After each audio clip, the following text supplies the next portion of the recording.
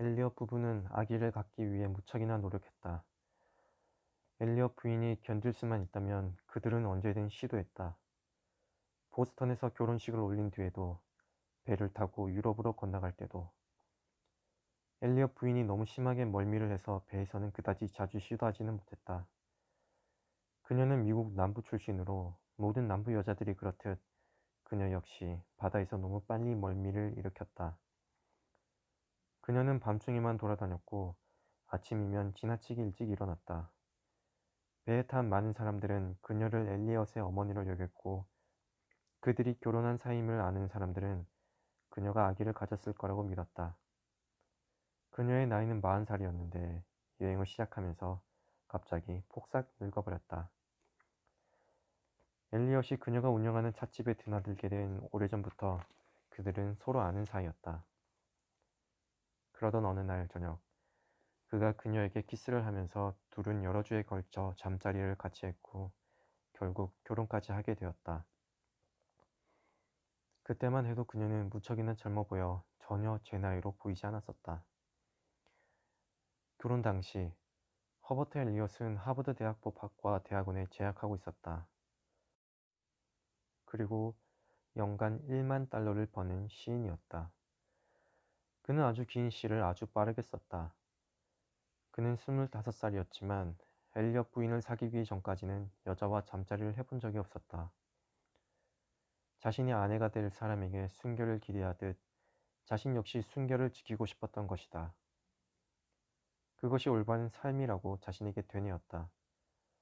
물론 그는 엘리엇 부인과 키스하기 전에도 다양한 여자들과 사귀었으며 사귄 지 얼마 안 돼 자신은 깨끗한 삶을 살아왔다고 털어놨었다. 그러면 거의 모든 여자들이 그에게 흥미를 잃었다.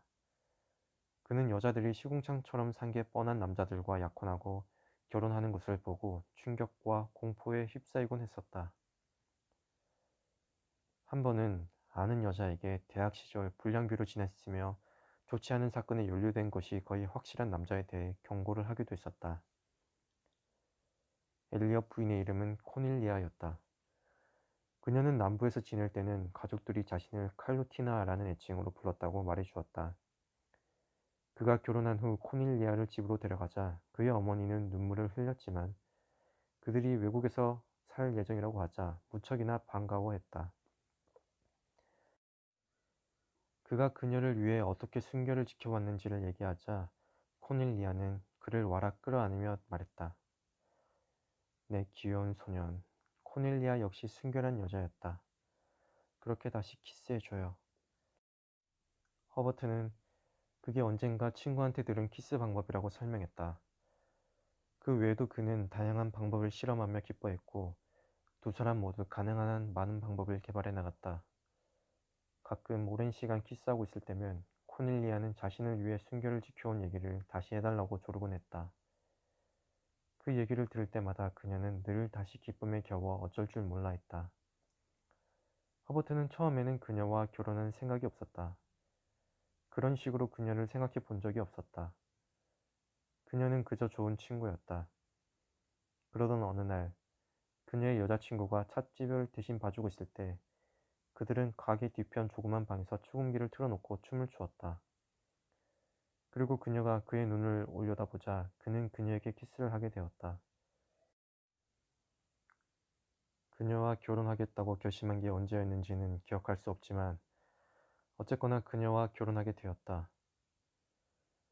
그들은 보스턴의 한 호텔에서 첫날 밤을 보냈다.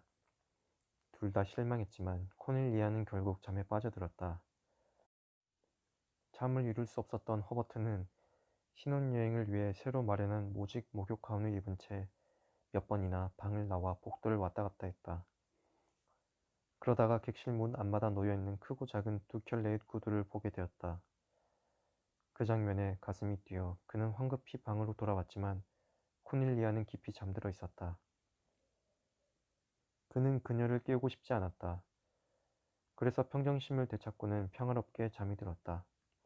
다음날 두 사람은 그의 어머니를 방문했고 그 이튿날 유럽으로 떠나는 배에 올랐다.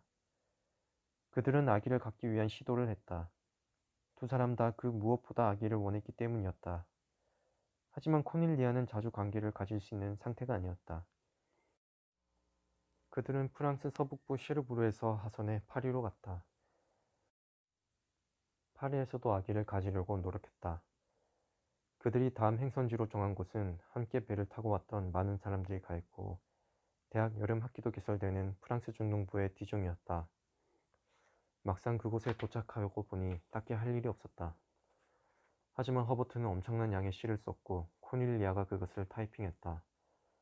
그가 쓴 시는 모두 엄청나게 긴 장시였다. 그는 오자에 무척이나 예민해 오자가 하나라도 있으면 모든 페이지를 다시 타이핑하라고 했다. 그 바람에 그녀는 울기도 많이 울었다. 두 사람은 디종에서도 아기를 갖기 위해 매우 노력했다. 얼마 후 두 사람은 파리로 돌아왔다. 배에서부터 친구가 된 이들도 파리로 돌아왔다.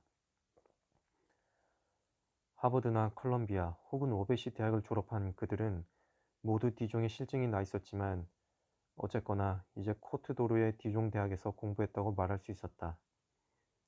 랑그도크나 몽펠리에나 페르피냥에도 대학이 있었다면 그들 중 꽤 많은 이들은 그중 한 곳에 갔을 것이다. 하지만 그곳들은 파리와 너무 멀었다. 디종은 파리에서 4시간 30분밖에 걸리지 않는 데다 기차에서 식사도 할 수 있었다. 그들은 외국인들로 북적대는 로통드 카페를 피해 그 건너편 돔 카페에서 며칠 동안 죽치고 있었다. 그러다가 엘리엇 부부는 뉴욕 헤럴드지 광고를 보고 서부 투렌에 있는 별장을 빌렸다. 엘리엇은 파리에서 친구들을 많이 사귀었고 그들 모두는 그의 시를 높이 평가했다.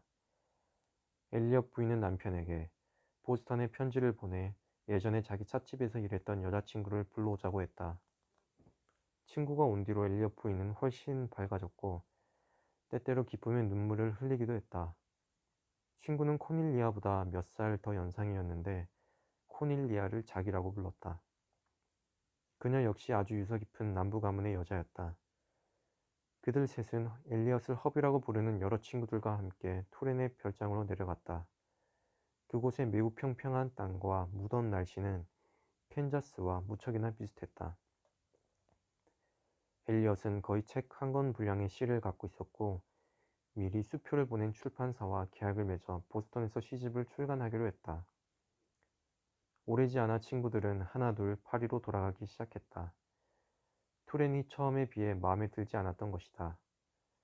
나머지 친구들은 젊고 부유한 미혼의 한 시인과 함께 투르빌 인근의 해변 휴양지로 떠나 거기서 무척이나 행복하게 지냈다.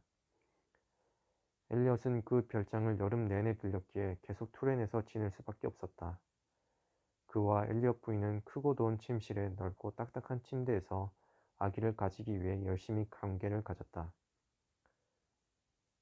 엘리엇 부인은 타작의 자판에 많이 익숙해져서 속도는 빨라졌지만 오자는 훨씬 더 많아졌다. 그래서 결국 그녀의 친구가 모든 원고를 타이핑하게 되었다. 친구는 타이핑 솜씨도 좋았고 능률적으로 일하는 데다가 그 일을 즐기기까지 했다. 엘리엇은 화이트 와인을 마시며 자기 방에서 따로 지내곤 했다. 밤을 새워 엄청난 양의 시를 쓰고 나면 다음날 아침에는 완전히 탈진해버렸다. 엘리엇 부인과 그녀의 친구는 중세풍의 널따란 침대에서 함께 잤다. 그들은 때로 기쁨에 겨워 눈물을 흘리기도 했다. 저녁이면 엘리엇과 엘리엇 부인 그리고 그녀의 친구는 뜨거운 바람이 불어오는 정원의 플라타너스 아래서 식사를 했다. 엘리엇은 화이트 와인을 마셨고 엘리엇 부인과 그녀의 친구는 얘기를 나누었다.